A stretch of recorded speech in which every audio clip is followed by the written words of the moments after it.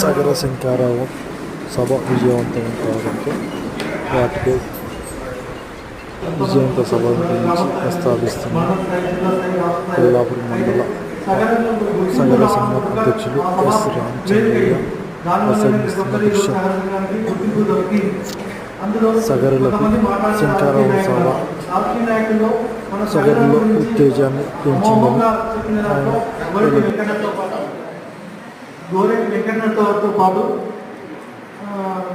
కళాకారుడు కూడా వేపటి సోమన్న మన చరిత్ర గురించి గొప్పగా చెప్పారు. అదేవిధంగా గోరెడ్డి వెంకన్న మన చరిత్రను ఎంతో అద్భుతంగా చెప్పి మనను చరిత్రలో ఉన్నట్టుగా చూపించారు.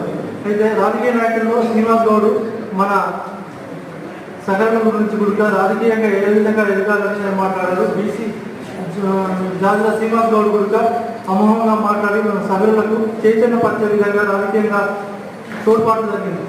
చాలా మంది ఈరోజు ఎందుకు గంటల గురించి మాట్లాడారంటే ఆ విధంగా మాట్లాడితేనే సగరులకు అర్థమయ్యే విధంగా గ్రామ స్థాయిలో తెలుస్తుంది.